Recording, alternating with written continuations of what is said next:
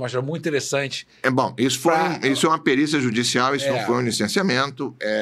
Eu fui nomeado para um processo da Vara Federal de Angra, no qual se colocou que no início da década de 2010, as tartarugas elas entravam no canal de captação de água, né, para refrigerar o reator, e elas eram mortas, trituradas ali nos equipamentos, né, da captação. Você não tinha uma proteção que impedisse. Isso aconteceu durante 3 anos, 2010, 2013, gerou uma ação civil pública de 2016, e como as questões na justiça demoram muito, ainda mais as questões ambientais, eu fui efetivamente fazer a perícia no ano passado, 2024.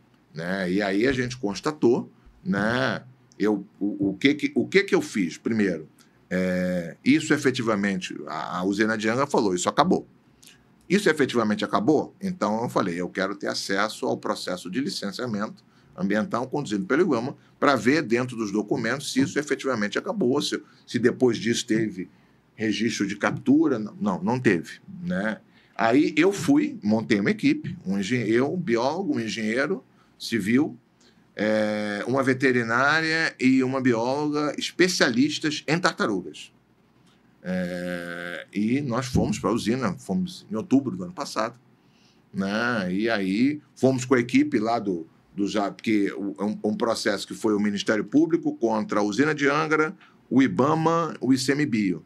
E aí eu fui lá com a equipe, com os assistentes técnicos, porque eles têm direito de acompanhar a minha diligência, vistoriamos, e aí eu entreguei o laudo agora, há pouco tempo, vi que efetivamente os cuidados que a usina de Angra falou que ela tomou eram realmente adequados, né? As mortes aconteceram, nesse caso, eles já entraram de réus confessos, tipo assim, efetivamente, entre 2010 e 2013, efetivamente morreu. Né? Mas depois disso, nós tivemos os cuidados. Então, você coloca, e aí a gente também colocou no laudo dizendo o seguinte, que eles, aí, erroneamente, colocaram, olha, só animal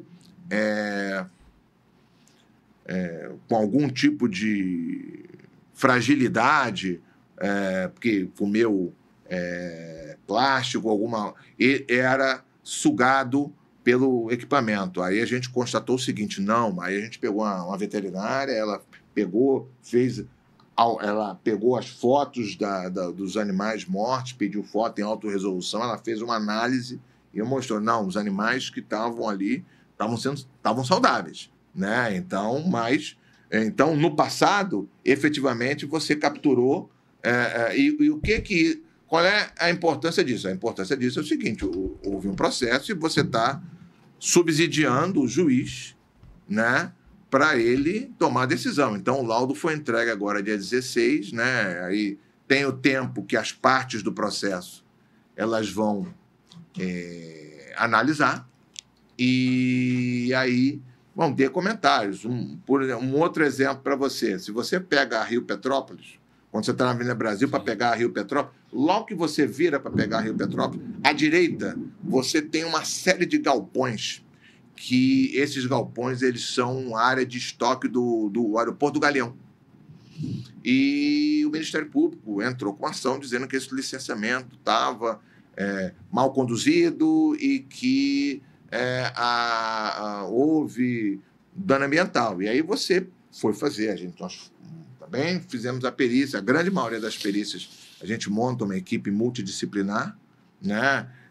E aí a gente viu o seguinte, olha, essa área aqui ela já estava degradada por conta da construção da linha vermelha. Ela já tinha sido degradada na década de 90. Então, quando a Rio Galeão entrou, já está lá, eu não sei se o nome é da empresa dos armazéns, eu esqueci o nome. E aí, olha, efetivamente, então... E o INEA conduziu o processo de licenciamento de uma forma correta. Então, você subsidiou o juiz, né, a mostrar outro processo, por exemplo, uma área exploração mineral. A pessoa invadiu a área da outra, então você fez, na perícia, você mostrou que houve efetivamente, o cara foi explorar o minério numa área de outra pessoa. E aí você disse, e você... isso ocasionou um prejuízo de X, porque o minério é tanto, foi extraído tanto, porque você faz um cálculo matemático, é tanto, e aí o prejuízo foi tanto. Pagar.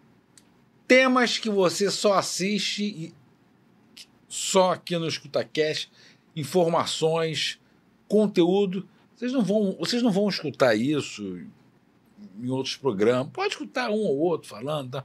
Mas com esses detalhes, com essa didática, só o Basbaum, Marcos Basbaum, cara, vamos aqui, ó. Isso aí tá... Inovação e sustentabilidade. Eu já falei, mas você continuou outro tempo.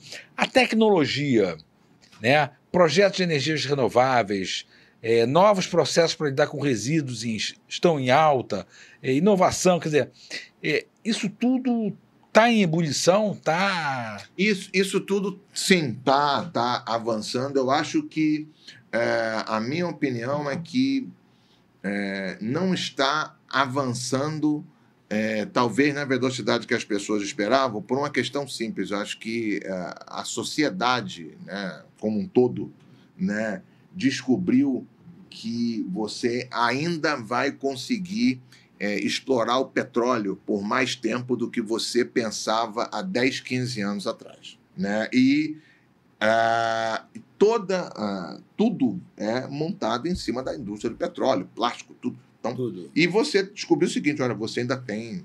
Vamos continuar por aqui, né? Porque as outras tecnologias estão avançando, isso não se discute, né? Mas elas...